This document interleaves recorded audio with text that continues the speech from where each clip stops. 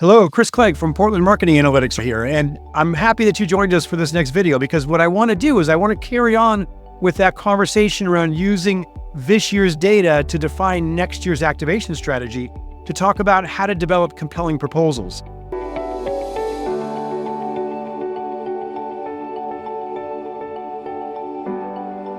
The previous video, we talked about how to project what's going to happen next year based on last year's activation.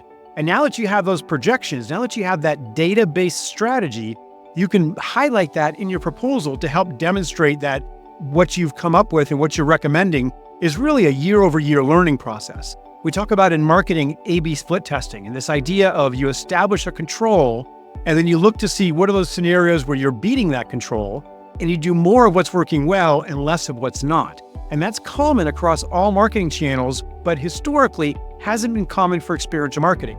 And what you can do is you can apply that same logic and that same rationale that your clients and stakeholders are used to thinking about when it comes to marketing in general, and you can apply that to experiential so that you have the same voice at the table as any other marketing channel has.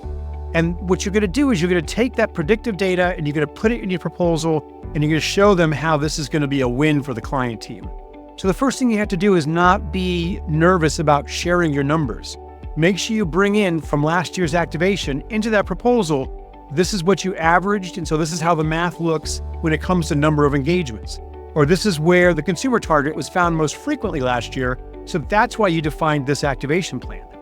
You can establish these transparent KPIs.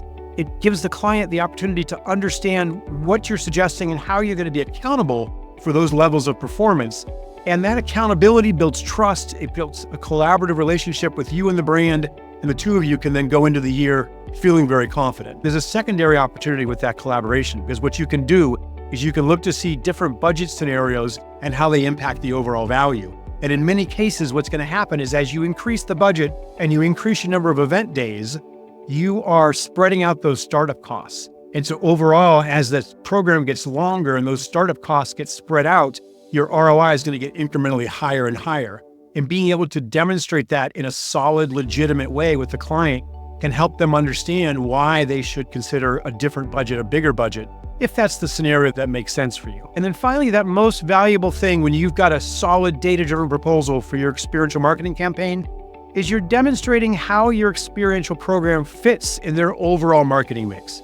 You have the same data as any other channel, and therefore you're able to have that voice and use it to make sure you're getting the best program for your agency and your clients getting the best program for their brand.